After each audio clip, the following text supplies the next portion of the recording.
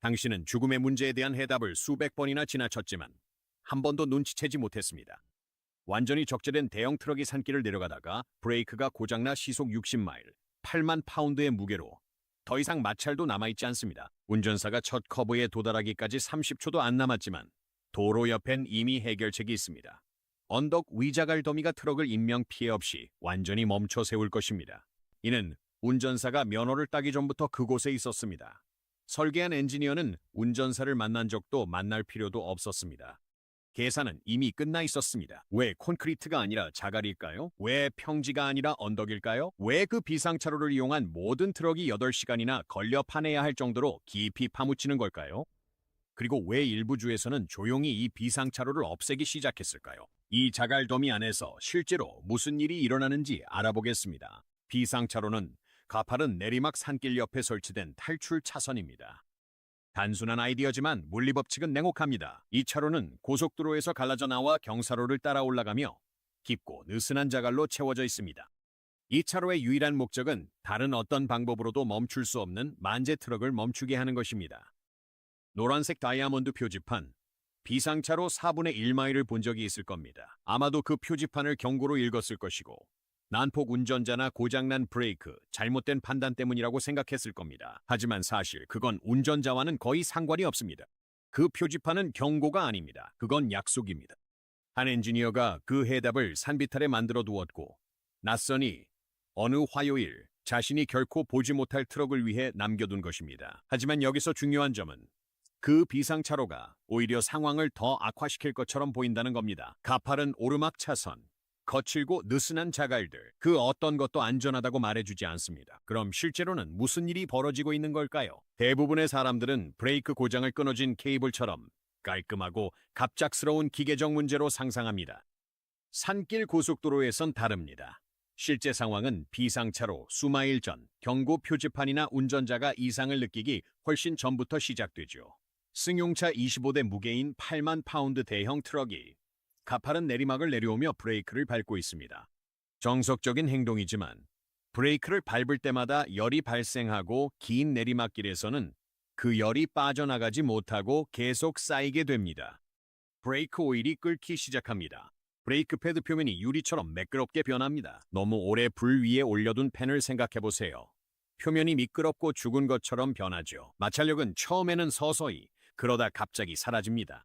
1마일 전만 해도 제동력의 80%가 남아있었습니다. 1마일이 더 지나면 30%로 줄어듭니다. 또 1마일이 지나면 페달을 끝까지 밟아도 아무 일도 일어나지 않습니다. 트럭은 여전히 시속 60마일로 달리고 있고 무게는 40톤이나 되지만 이제 남은 것은 아무것도 없습니다. 이것을 브레이크 페이드라고 부릅니다. 이것은 고장이 난 부품도 정비 불량도 아닌 열역학의 문제입니다. 긴 내리막길에서 브레이크를 계속 밟으면 자동차 브레이크가 물렁해지는 것과 같은 원리이지만 이 트럭은 무게가 40배나 더 무겁고 속도도 결코 느리지 않으며 아무런 예고도 없습니다. 경고음도 대시보드의 위험을 알리는 불빛도 없습니다. 처음으로 느끼는 진짜 신호는 페달에서 옵니다. 원래 단단해야 할 곳이 부드러워지고 어제는 없던 1mm의 추가 움직임이 생깁니다. 대부분의 운전자는 이를 일찍 알아차리고 대처합니다. 어떤 사람들은 페달이 바닥의 중간까지 내려갈 때까지 눈치채지 못합니다. 그땐 늦었습니다. 브레이크 페이드의 가장 무서운 점이죠. 서서히 느껴지다 순식간에 멈추지 않습니다. 고장 뒤엔 경고도 없습니다. 고장남으로써 경고하는 것입니다. 이것이 바로 runaway의 진짜 의미입니다. 공포도 실수도 아닙니다. 물리법칙이 지배하며 이는 타협이 없죠. 잠깐만요. 보통 이런 생각을 하실 겁니다. 기어를 내려서 엔진 브레이크로 감속하면 된다고 말이죠. 모든 운전자의 본능이고 완전히 합리적이지만 이 단계에서는 잘못된 방법입니다. 기어를 내리는 것은 예방책으로는 아주 효과적입니다. 경험 많은 트럭 운전자라면 누구나 긴 내리막길에서 항상 이 방법을 사용하고 그래야만 합니다. 하지만 브레이크 과열 상태에서 과속 시 저단 변속은 변속기 파손 및 뒷바퀴 잠김으로 트레일러를 미끄러뜨릴 수 있습니다. 시속 60마일에 8만 파운드 짐을 실었다면 잭나이프 현상은 단순 사고가 아닌 대참사입니다. 이는 여러 차량이 연루되어 고속도로가 6시간 동안 폐쇄되는 결과로 이어집니다. 비상탈출로는 모든 선택지가 사라진 순간을 위해 존재합니다. 이제 돌무더기가 생명을 구하는 물리적 원리를 설명하겠습니다. 트럭의 바퀴가 비상 탈출로에 진입하는 순간 두 가지 힘이 동시에 트럭에 작용합니다. 첫 번째는 구름 저항입니다. 자갈이 바퀴가 파묻히는 즉시 타이어를 잡아 끌기 시작합니다. 벽에 부딪히는 것과는 다릅니다. 허리까지 오는 깊이의 물에 뛰어드는 것과 더 비슷하죠. 갑자기 치솟았다가 끊어지는 저항이 아니라 끊임없이 지속적으로 작용하는 저항입니다. 트럭이 이동하는 순간마다 자갈이 물리적이를 하며 속도를 열과 파편으로 바꿉니다. 다음은 오르막입니다. 이제 트럭은 끌려가며 오르막을 오릅니다. 두 힘이 함께 작용합니다. 이 두 힘이 합쳐지면 시속 60마일로 달리는 8만 파운드짜리 만재 트럭도 500피트 이내에서 멈출 수 있습니다. 축구장 길이로 한 번 반 정도입니다. 충돌도 없습니다. 불덩이도 없습니다. 운전자는 걸어서 나옵니다. 그리고 바로 이 점이 자갈을 선택한 이유를 설명해 줍니다. 왜 모래가 아니라 완두콩 크기의 자갈일까요? 모래는 다져집니다. 두 번만 사용해도 단단하게 눌려버립니다. 제동 구간이 아닌 울퉁불퉁한 주차장이 됩니다.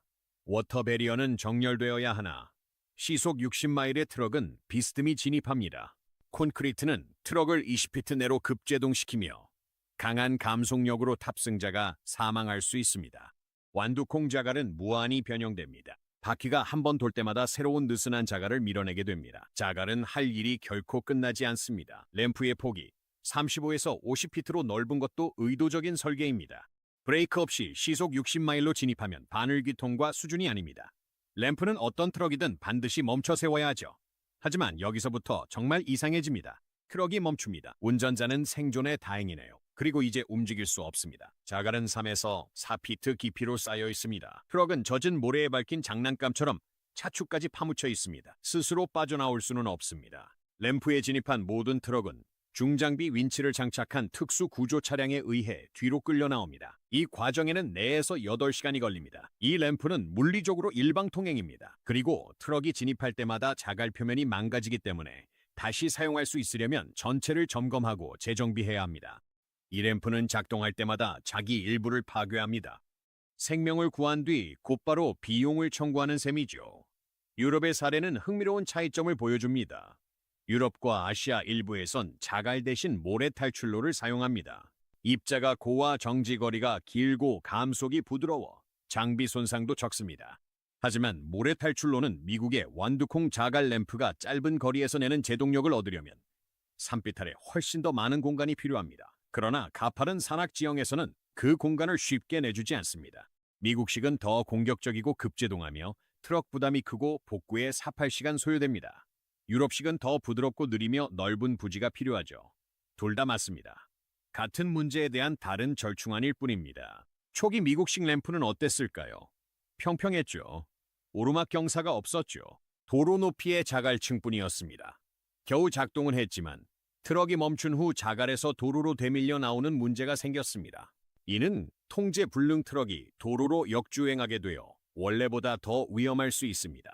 이를 해결하려 오르막 경사가 도입되었습니다. 중력이 멈춘 트럭을 제자리에 잡아두도록 한 것이죠. 문제는 해결됐지만 견인 작업은 훨씬 더 어려워졌습니다. 이런 것들이 생기기 전에는 해결책이 부족하거나 정말 비현실적이었습니다. 더 넓은 갓길, 트럭 경고용 진동 노면, 그리고 실제 있었던 관행도 있습니다. 가파른 산길에서 작업자가 과속 트럭 바퀴에 나무 받침대를 던지기도 했습니다. 나무 블록 하나로 대형 트럭을 멈추려 했던 것이 당시의 시스템이었습니다. 수년간 그게 최선의 답이었죠. 그리고 그 시절의 수치는 결코 추상적이지 않습니다. 1950년경 콜로라도의 클리어 크릭 캐니언을 지나는 US6 산악 고속도로에서는 약 17일마다 한 번씩 치명적인 트럭 제동 실패 사고가 발생했다고 보고되었습니다. 17일마다 한 번입니다. 그 길을 자주 다니던 운전자들은 가장 위험한 구간에 이름을 붙였습니다. 그곳은 위도우 메이커라 불렸습니다.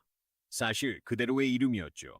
그 구간은 거의 매주 사람을 죽였고 업계에 있는 누구나 그 사실을 알고 있었습니다. 미국에서 최초의 현대식 설계 비상탈출로는 1964년에 등장했지만 1970년대 연방고속도로 관리국의 의무화 조치가 있기 전까지는 주요 내리막길의 탈출로 설치가 필수가 아니었습니다. 그 도로에서 수십 년이 흘렀습니다. 그 별명은 수십 년간 유지됐고 놀랍게도 초기 탈출로는 마지막 완충제로 건초 더미를 썼습니다. 비유적인 건초 더미가 아닙니다. 진짜 건초 뭉치를 자갈길 끝에 쌓아둔 것이었습니다. 자갈이 완전히 역할을 못했을 때의 마지막 방어선이었습니다. 사진 자료도 남아 있습니다. 건초 더미 벽이 산비탈 옆에 박혀 있고 느슨한 바위에 반쯤 묻혀 있었습니다. 가드레일도 방호벽도 없었습니다. 오직 건초뿐이었죠. 그리고 자갈의 규격돌의 크기, 깊이, 모양도 책상 머리에서 정해진 게 아니었습니다. 충돌 실험을 통해 결정된 것이었지요. 엔지니어들은 실험용 자갈길을 만들고 무인 중량 차량을 최고 속도로 그 안에 집어넣었습니다. 수십 번의 실험 주행이 반복됐고 다양한 재료와 깊이가 시도됐습니다. 정부 기록 보관소엔 무인 트럭이 바위 더미에 돌진하는 영상이 남아있죠. 적합한 자갈을 찾을 때까지요. 여기서부터가 정말 놀랍습니다. 여러분은 평생 이런 것들을 지나치면서 완전히 잘못 이해하고 있었습니다. 베일 패스 근처 I-70 도로 옆에 있는 그 자갈 구덩이, 공사 자재를 쌓아두는 곳이라고 생각하셨나요? 사실 미국에서 가장 많이 사용되는 비상탈출로 중 하나입니다. 전담 유지보수 팀도 있습니다. 산타크루즈 산맥의 하이웨이 9번에서 갈라지는 오르막길. 산림청 도로라고 생각하셨나요? 트럭 비상 탈출로입니다. 1978년부터 그랬습니다. 배경처럼 여겼던 그 노란색 다이아몬드 표지판 말인가요? 그 표지판은 한 명의 엔지니어가 이 경사, 이 트럭 무게, 이 정지거리에 대해 정확한 계산을 했고 여러분이 그 길을 지나가기 전에 그 수식을 땅에 반영했다는 뜻입니다. 아이오 그레이프바인, 구간의 넓은 자갈 어깨길, 유난히 넓던 그곳 기억하시죠? 바로 비상탈출로입니다. 정상엔 복구용 윈치 스테이션이 있죠. 산악도로 브레이크 고장, 사망자 없음. 하루 만에 사라진 기사 운전자가 비상탈출로를 쓴 거죠. 충돌 없어 영상도 없죠. 시스템은 정상 작동했고 다음 뉴스로 넘어갑니다. 가파른 내리막에서 속도를 줄이긴커녕 더 빨라지던 그 트럭 기억하시죠? 가설에 따르면 운전자가 브레이크를 시키려 속도를 높이는 위험한 도박을 했을 수 있습니다. 브레이크 페이드 전 바닥까지 가려던 건데 가끔 벌어지는 위험한 계산입니다. 비상탈출로는 계산 실패를 대비한 것입니다. 산길 정상의 트럭 저단 기어 사용 표지판은 2마일 아래 비상탈출로를 안내합니다. 자갈밭에 있던 거대한 케이블릴 구조 트럭을 기억하시죠? 사고 현장이 아닌 구조 작업 중입니다. 48시간이 지나 절반쯤 끝났을 겁니다. 유타주 버진 리버 협곡 근처 I-15 구간의 4마일 내 3개의 넓은 자갈 비상 구역이 있는 거 보셨나요? 엔지니어들은 그 경사를 보고 하나론 부족하다 봤죠. 네바다주 일반도로 덤불 속으로 사라지는 희미한 타이어 자국처럼 깔끔한 곳보단 지형에 맞춰 필요한 곳에 설치된 비상탈출로입니다. 비상탈출로까지 300피트라는 표지판 보셨나요? 그 숫자는 대략적인 게 아닙니다. 계산된 거리입니다.